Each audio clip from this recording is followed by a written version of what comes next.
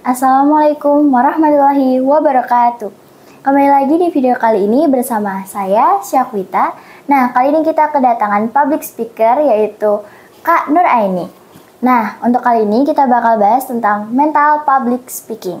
Nah, ada dua pertanyaan untuk Kak Nur Aini. Yang pertama, tips atau kiat-kiat untuk menjadi seorang pemimpin yang baik. Silahkan Kak Aini dijawab.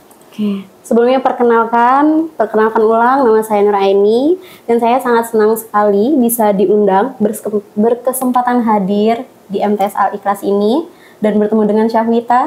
Kita akan berbicara tentang public speaking.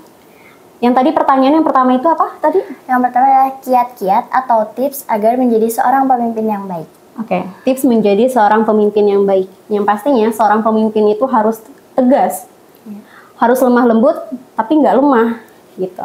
Nah, seorang pemimpin juga mempunyai tanggung jawab yang harus benar-benar dipertanggungjawabkan oleh dirinya sendiri, dan nanti pastinya di akhirat kalau pasti ditagih. Kan?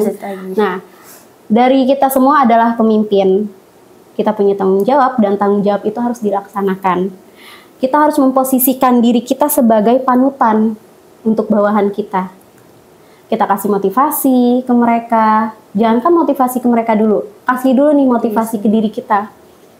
Kalau kita sudah termotivasi atas apa yang kita kerjakan, baru nih kita kasih motivasi lagi, kita kasih positif, hal-hal positif, stimulus yang positif terhadap bawahan-bawahan kita atau anggota-anggota kita. Gitu. Oke.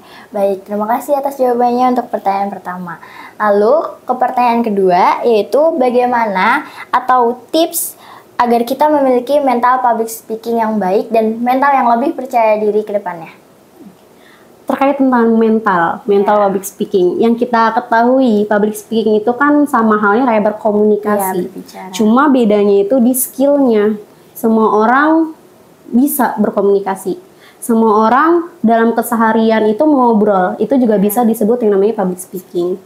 Beda halnya kalau misalkan kita tampil di depan umum, itu yang membedakannya. Jadi berbicara di depan umum juga ada seninya. Tidak hanya langsung berbicara kayak ngomong nggak jelas ini itu yang seperti kita obrolkan, tapi harus di-preparein dulu semuanya. Kalau tips dari aku ya, supaya mempunyai mental yang benar-benar matang, kita harus sering-sering berlatih, kita harus sering-sering tampil, mengambil kesempatan yang ada untuk kita berbicara. Dan sebelum kita berbicara atau kita tampil di depan umum, kita harus tahu nih tujuan kita ini apa. Apa yang ingin kita obrolkan, apa yang ingin kita sampaikan kepada orang yang ingin disampaikan. Nah, yang kedua kita lihat nih, kayak kita tuh menyampaikan pendapat kita atau kita ingin memaparkan sesuatu ini pada siapa? Audiensnya. Ataukah kepada anak-anak, atau ibu-ibu, atau bapak-bapak, itu kan bisa disesuaikan. Ya kan? Kenapa? Kita harus tahu dulu audiensnya agar yang kita sampaikan nanti kata-katanya tidak terlalu berat, tidak terlalu ringan. Jadi kita bisa menyesuaikan.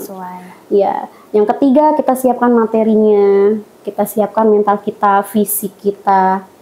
Kita buat materinya. Setelah kita buat materi, fisik kita harus sehat.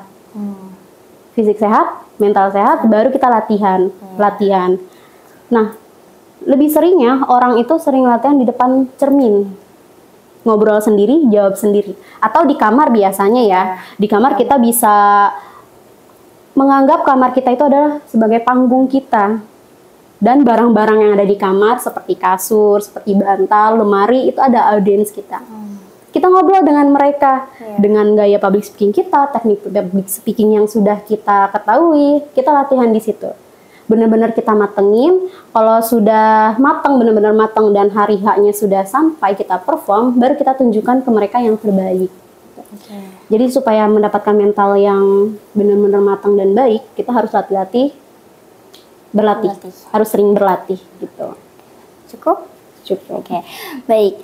Nah, jadi kesimpulannya dari jawaban Kak ini adalah untuk menjadi seorang pemimpin yang baik, kita tuh harus bertanggung jawab sama tugas kita.